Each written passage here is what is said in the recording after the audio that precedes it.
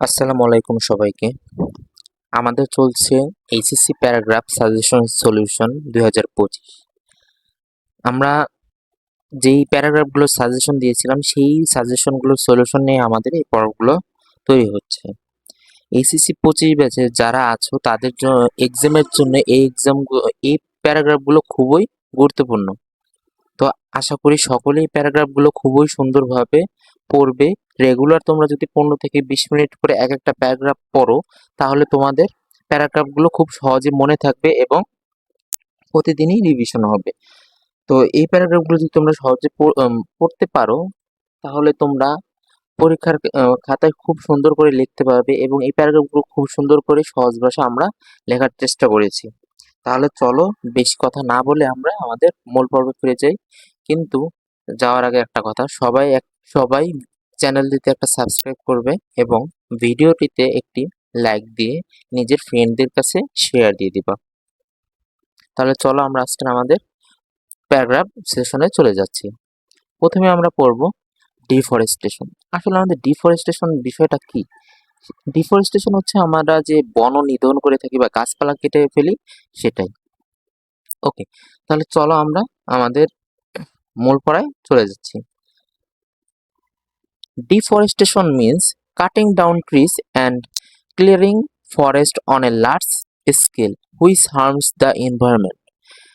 বননিধন হচ্ছে যেটা গাছ কেটে ফেলে এবং পরিষ্কার করা একটা বনের একটা বড় ধরনের এরিয়া, যার মানে আমরা পরিবেশকে খুবই ক্ষতি করে যাচ্ছি। ফরেস্ট আর crucial because they provide oxygen, store carbon and give food and shelter to animals. বন খুবই গুরুত্বপূর্ণ কারণ তারা আমাদেরকে অক্সিজেন দিয়ে থাকে এবং কার্বন ডাইঅক্সাইড তারা নিয়ে থাকে এবং আমাদেরকে খাদ্য এবং বাসস্থানের জন্য আহ, সাহায্য করে, এমনকি আমাদের যে বন্য প্রাণী আছে তাদের জন্য। When trees are removed for wood, যখন আমরা কাঠের জন্য গাছকে কেটে ফেলি বা সরিয়ে ফেলি, ফার্মিং অর বিল্ডিং সিটিজ, কৃষিকাজ অথবা কোনো বড় ধরনের বিল্ডিং যখন তৈরি করতে পারবো, it leads to serious problem. এটা খুবই কি আমাদের অনেক বড় ধরনের সমস্যা হয়ে দাঁড়ায়। এনিমাল লুজ দেয়ার হোমস, বন্যপ্রাণী যারা আছে তারা তাদের ঘর হারিয়ে ফেলে। And some species may become endangered to or extent, কিছু বন্যপ্রাণী যে বা প্রজাতি রয়েছে তারা আসলে হুমকির সম্মুখীন হয়ে যায়। উইথাউট ট্রিজ, গাছ ছাড়া the soil weakness and washes way, মাটি কি হয়ে যায়, খুবই দুর্বল হয়ে যায় এবং যখন বন্যা হয় তখন মাটি পানির সাথে ধুয়ে চলে যায়, কজিং এরোশন অ্যান্ড ফ্লুডস। এর কারণে কি হয়, আমাদের আম, খরা দেখা যায় এবং অনেক সময় আমাদের যে বন্যা হয় এগুলোরও কারণ হয়ে থাকে। Without also help the control climate by absorbing carbon dioxide. Forest আমাদের কি করে থাকে, সাথে সাথে আমাদের যে আমরা যে কার্বন ডাইঅক্সাইড নিঃশ্বাসের মাধ্যমে ত্যাগ করি সেটাও তারা নিয়ে আমাদের আহ, নিয়ন্ত্রণ করে আমাদের যে পরিবেশটা আছে তাকে। এই gas that worm the earth, এই যে আমাদের কার্বন ডাইঅক্সাইড এটা আমাদের কি পৃথিবীকে খুবই গরম করে ফেলে। When forests are destroyed, যখন আমরা বনকে ধ্বংস করি, the gas is released into the air, যখন আমরা বনকে ধ্বংস করি এই গ্যাসটা আমাদের কি বাতাসের সাথে মিশে যায়, increasing global warming and worsening climate change, এবং এটা আমাদের কি বৈশ্বিক যে উষ্ণায়নতা থাকে এটা আমাদের খুবই বৃদ্ধি করে ফেলে। Deforestation also affects the water cycle. ডিফরেস্টেশনটা বা বননিধনটা আমাদের কি করে থাকে, আমাদের যে পানি চক্রটা আছে তার উপরে অনেক প্রভাব ফেলে থাকে, leading to us rainfall and making some areas dryer. আমাদেরকে ভিন্ন ভিন্ন জায়গায় আমাদের কম বৃষ্টিপাত হয় এবং এর জন্য ওই সব এলাকা খুবই শুষ্ক হয়ে যায়, পানি শূন্যতায় ভোগে। This can cause droughts and water shortage, এটা এর জন্য আমাদের যে খরা এবং পানির যে স্বল্পতা এটা আমাদের হয়ে থাকে। To reduce the harmful effects, আমাদের এই ধরনের ক্ষতিকর প্রভাব যদি কমাতে হয় অফ ডিফরেস্টেশন, আমাদের বন নিধনের যে ক্ষতিকর প্রভাবগুলো সেগুলো যদি আমাদের কমাতে হয়, people should plant more trees, মানুষের দরকার অনেক অত্যাধিক পরিমাণে গাছ লাগানো, সাপোর্ট সাস্টেনেবল ফার্মিং, এবং আমাদের যে কৃষিকাজ আছে সেটাকে খুবই সুন্দরভাবে বাস্তবায়ন করতে হবে। অ্যান্ড ইউজ ফিউয়ার প্রোডাক্টস, এবং কিছু আমাদের প্রোডাক্ট ব্যবহার করতে হবে দ্যাট হার্ম ফরেস্ট, যেটা আমাদের বনকে ধ্বংস করা থেকে হাত থেকে মুক্ত বাঁচিয়ে রাখে। বাই প্রোটেক্টিং ফরেস্ট, যদি আমরা বনকে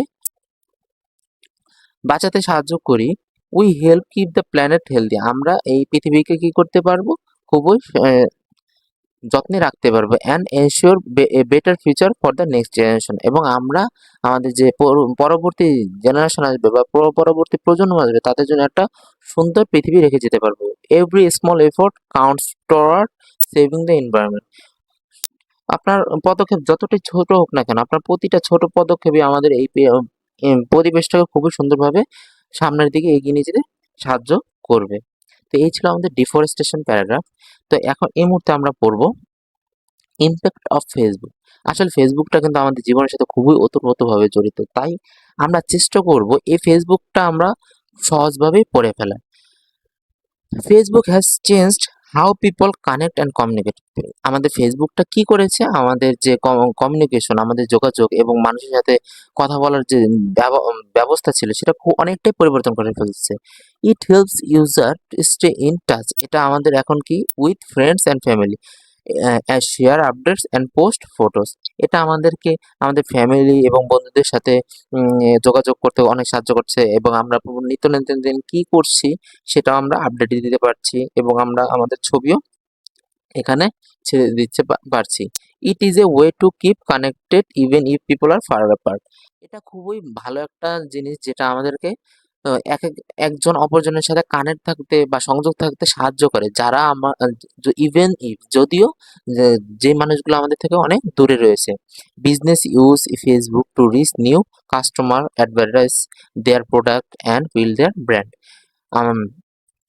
ব্যবসার ক্ষেত্রে আমরা ফেসবুকে ব্যবহার করে থাকি যখন আমরা নতুন কাস্টমার আনতে চাই, আমরা কখনো কোনো প্রোডাক্টের অ্যাডভার্টাইজমেন্ট করতে চাই, বা অথবা আমরা কোনো ধরনের যদি ব্র্যান্ড বানিয়ে ফেলি তারও অ্যাডভার্টাইজমেন্টের জন্য আমরা কি করি, ফেসবুকে ব্যবহার করে থাকি।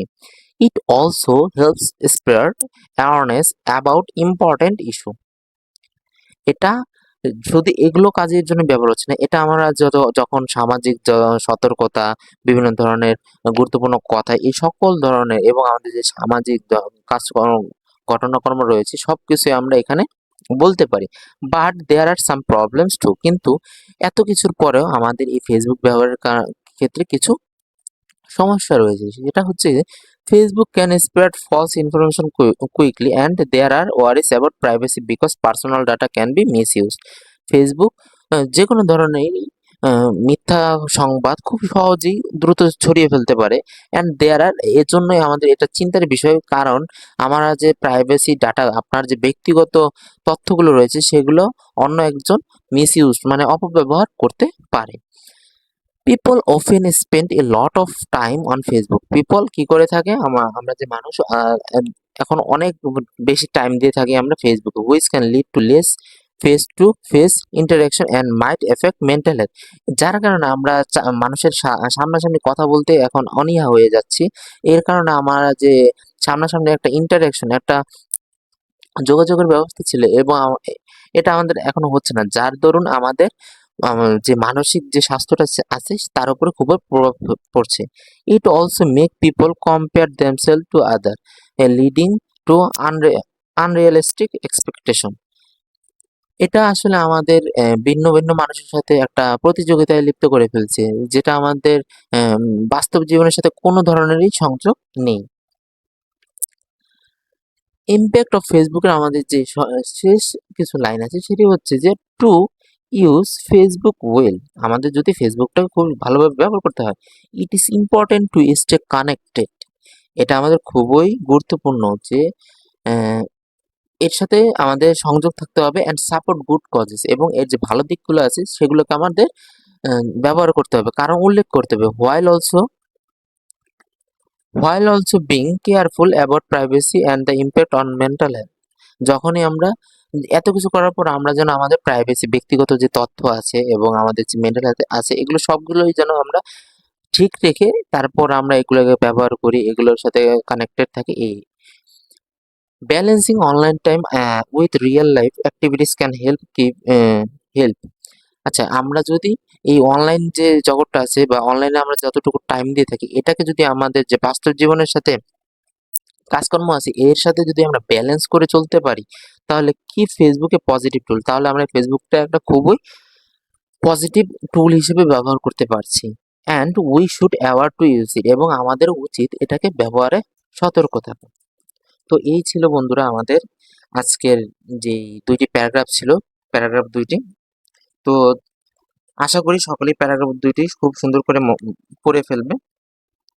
আজকে আমরা যে ২টি প্যারাগ্রাফ শেষ করলাম, এই ২টি প্যারাগ্রাফ যদি তোমরা পরীক্ষার খাতায় লিখতে পারো সুন্দর করে এবং রেগুলার ট্রাই করবা ১৫ থেকে ২০ মিনিট যেন এই প্যারাগ্রাফগুলো পড়তে পারো। তাহলেই তোমরা দেখবে প্যারাগ্রাফগুলো তোমাদের আর ভোলার কোনো চান্স হবে না। তোমরা পরীক্ষার খাতায় খুব সুন্দর করে লিখতে পারছো। তাহলে বন্ধু আজকের জন্য এতটুকুই। আজকে আমাদের এই প্যারাগ্রাফ সাজেশন সলিউশন পার্ট 2 শেষ হলো। তো তোমাদের শুধু একটাই রিকোয়েস্ট, তোমরা চ্যানেলটিতে একটা সাবস্ক্রাইব করবে এবং ভিডিওটিতে একটি লাইক দিয়ে শেয়ার দিয়ে দিবে তোমার বন্ধুদের মাঝে। ধন্যবাদ সবাইকে। আসসালামু আলাইকুম।